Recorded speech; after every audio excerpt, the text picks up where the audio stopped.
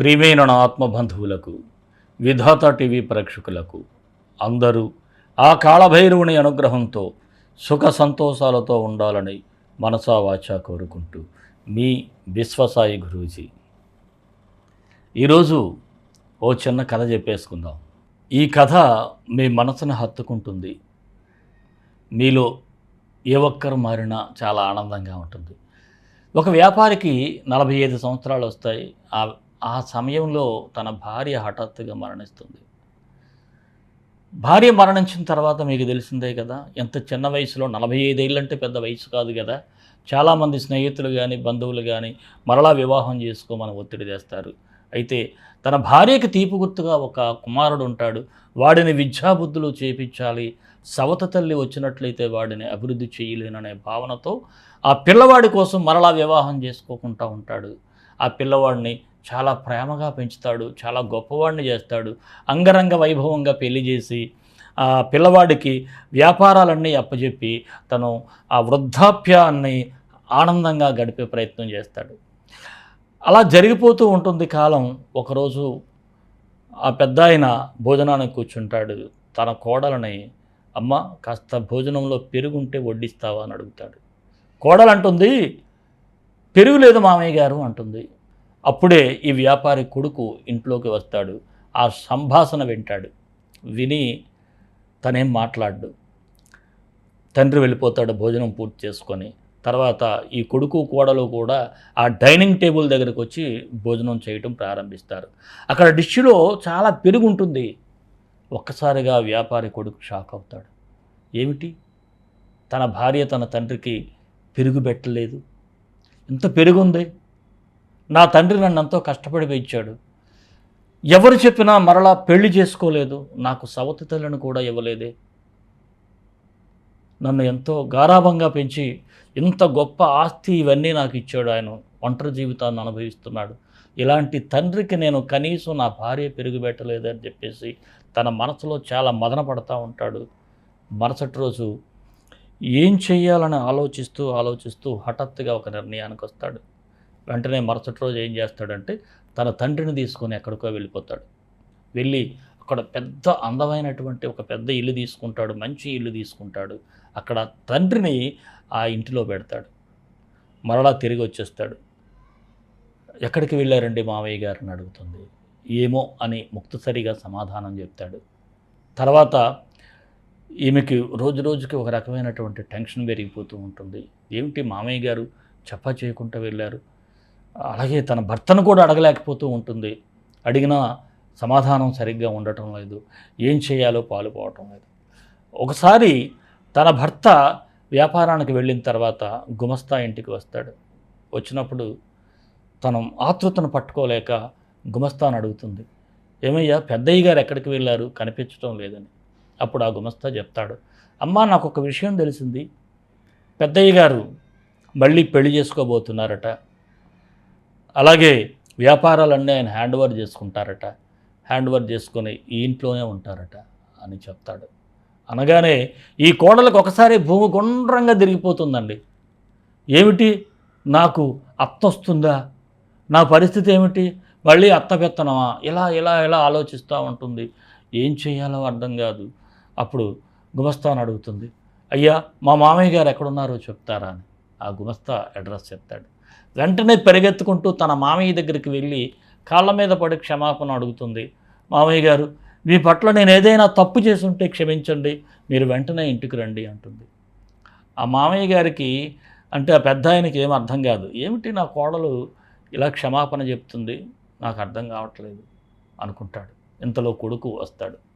అప్పుడు కొడుకు చెప్తాడు, ఏమమ్మా నా తండ్రి ఎంత గొప్పోడిని చేశాడే నన్ను, తను ఎంతో త్యాగం చేశాడే, అలాంటి తండ్రికి ఒక కప్పు పెరుగుకు నోచుకోలేకపోయాడా అని అడుగుతాడు. అప్పుడు ఆమె చాలా సిగ్గుపడుతుంది. తప్పు అయిపోయిందండి, ఇంక ఎప్పుడు ఇలా చెయ్యను అని తన మామయ్యని ఇంటికి తెచ్చుకుంటుంది. చూసారండి, చిన్నతనంలో తల్లిదండ్రులు మనం ఏటీఎం కార్డుల్లో వాడుకుంటాం, పెద్ద అయిన తర్వాత కనీసం వారికి ఆధార్ కార్డుల్లో ఉండండి, ఉన్నట్లయితే ఎంతో గొప్పగా ఉంటుంది. మీరే చూడండి, మీ పిల్లలు ఏదైనా అడిగారనుకోండి, మీరు కడుపు కట్టుకొనైనా ఆ వస్తువు ఇస్తారు. అలాగే తినేటప్పుడు మీకు లేకపోయినా పిల్లలకు పెడతారు. మళ్ళా పసి పిల్లల్లాంటి వారే కదా వృద్ధులు కూడా. వారు అడిగినప్పుడు కూడా మీరు ఇవ్వాలి గదా! అలా ఇచ్చినట్లయితే మన దేశంలో ఓల్డ్ ఏజ్ హోమ్‌లు ఉంటాయో చెప్పండి? ఓల్డ్ ఏజ్ హోమ్‌లు లేని దేశంగా మారాలి. అదే నా కోరిక. ఈ కథ విని కొంతమందైనా తమ యొక్క అత్తమామలు ఎవరైనా సరే ఓల్డ్ ఏజ్ హోముల్లో ఉంటే ఇంటికి తెచ్చి వారిని కూడా తల్లిదండ్రులుగా చూసుకోండి. మరి రాశి ఫలాల్లోకి వెళ్ళే ముందు మరొక్క చిన్న మాట. నేను కాశీలో ఒక 11 రోజులు ఉంటున్నాను. ఈ అమావాస్య కాశీలోనే 27వ తేదీనే హోమం చేయటం జరుగుతుంది. మీరు మరి కాశీ అంటే మీకు తెలిసిందే. కాలభైరవుడు క్షేత్రపాలకుడు, కాశీ విశ్వనాథుడు. ఆయన సన్నిధిలో ఈ కార్యక్రమం జరగటం దైవ సంకల్పంగానే భావిస్తాను. మీరు కూడా ఈ హోమంలో పాల్గొన్నట్లయితే పరోక్షంగా మీరు మన స్క్రీన్ మీద స్క్రోల్ అవుతున్నటువంటి నెంబర్కు వాట్సాప్ మెసేజ్ ఇవ్వండి. వివరాలు తెలియజేస్తారు. తప్పకుండా ఈ హోమంలో పాల్గొని మీ యొక్క కోరికలు తీర్చుకోండి. ఆ భైరవుని యొక్క అనుగ్రహం పొందాలని మనస్ఫూర్తిగా కోరుకుంటున్నాను. అలాగే సెప్టెంబర్ 9 పౌర్ణమి మరలా మన పీఠంలోనే హోమం జరుగుతుంది.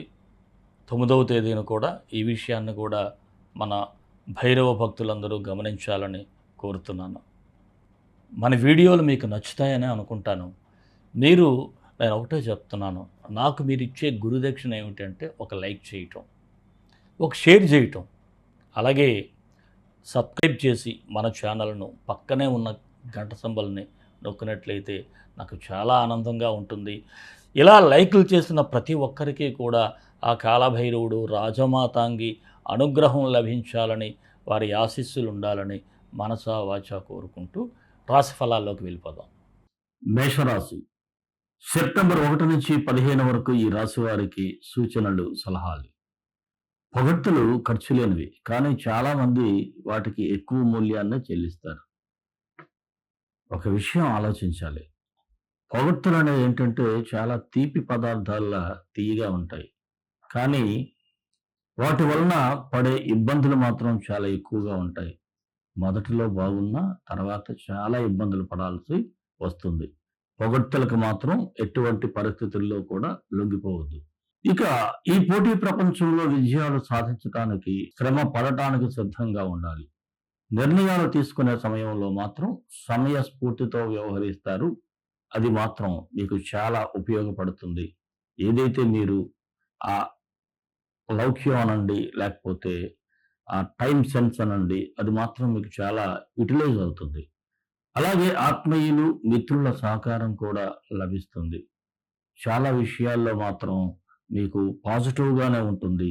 ఉన్నత స్థాయి వారితో పనులు ఉంటే తప్పకుండా లాభపడతారు. ఎందుకంటే వారు మిమ్మల్ని చాలా ఇష్టపడటం వలన మీ పనులు తొందరగా చేస్తారు. ఇక విదేశీ ప్రయత్నాలు చేసేవారికి కలిసి వస్తుంది. మీ ప్రయత్నాలన్నీ ఫలిస్తాయి. ఆర్థిక పరిస్థితి అనుకూలంగా ఉన్నప్పటికి కూడా మీలో ఎందుకో తృప్తి అనేది ఉండదు. ఖర్చులు మాత్రం అధికంగా ఉంటాయి. ఎందుకంటే మీరు చాలా ఖర్చులు పెట్టాల్సినటువంటి పరిస్థితి వస్తుంది. మరి మనకి రూ. 10 ఖర్చుంటే రూ. 5 ఆదాయం ఉంటే ఎలా ఉంటుందో చెప్పండి? తప్పకుండా మీలో ఆ డిస్సాటిస్ఫాక్షన్ అనేది ఉంటుంది. కాకపోతే ఖర్చులను మాత్రం ఎలా మానిటైజ్ చేయాలనేది ఆలోచించుకొని మీరు వాటిని నియంత్రిస్తే కొంత బ్యాలెన్స్ మాత్రం అవ్వగలుగుతారు. అలాగే మీరంటే కొంతమందికి గిట్టదు. ఇష్టం ఉండదు. ఆ ఇష్టం ఉండకపోవటం అనేది ఏమిటి?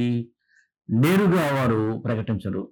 ఇప్పుడు ప్రత్యక్షంగా వచ్చే శత్రువును మనం గమనించొచ్చు.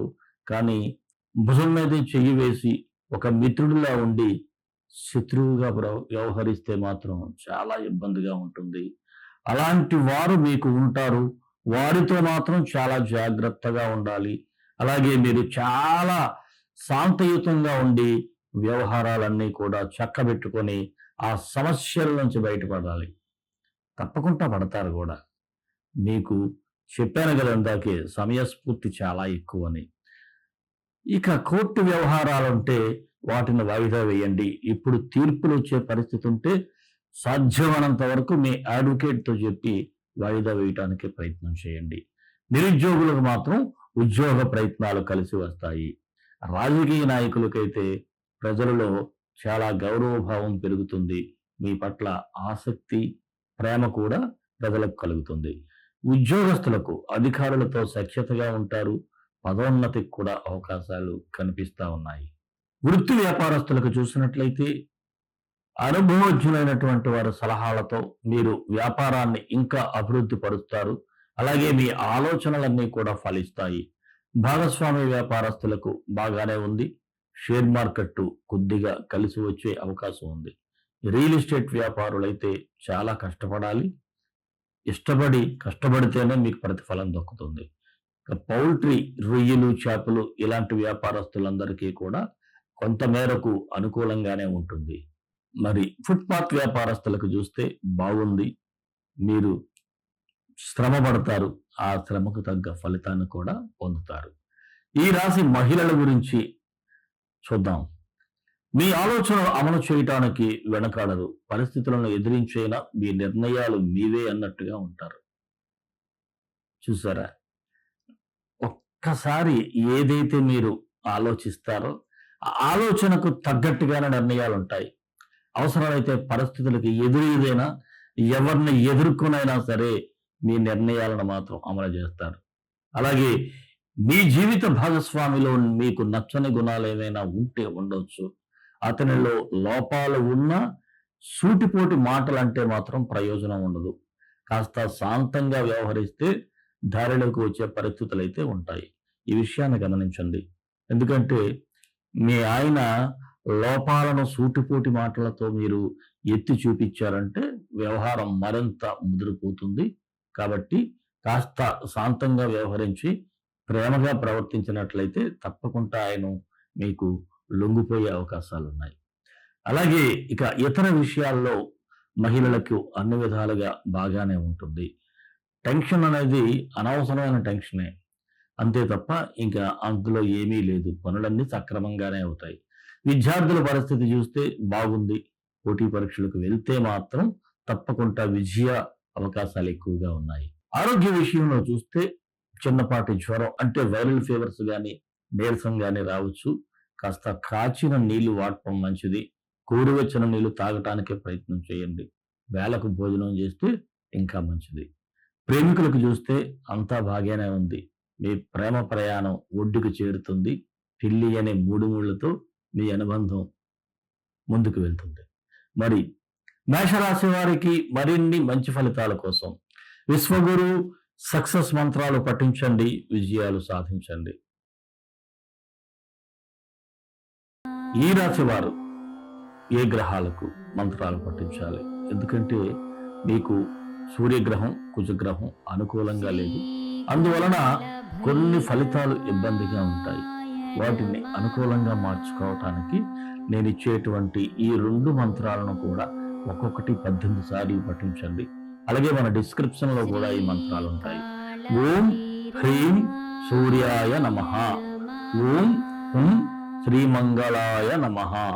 ఈ 2 మంత్రాలు తప్పకుండా పఠించి మీరు గ్రహశాంతి చేసుకోండి. అలాగే సుబ్రహ్మణ్య స్వామి గుడికి వెళ్ళటం, సూర్యుడికి అవకాశం ఉన్నంత వరకు ఎర్ర మందారంతో ఆర్ఘ్యం ఇచ్చి బెల్లం నైవేద్యంగా పెట్టండి.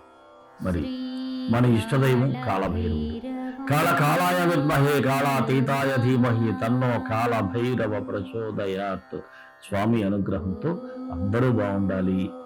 అలాగే అందరూ కూడా మరింత సుఖ సంతోషాలతో మీ కోరికలన్నీ తీర్చుకోవాలి. సర్వే జనా సుఖినో భవంతు, లోక సమస్త సుఖినో భవంతు.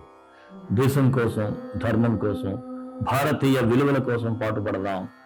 స్వస్తి.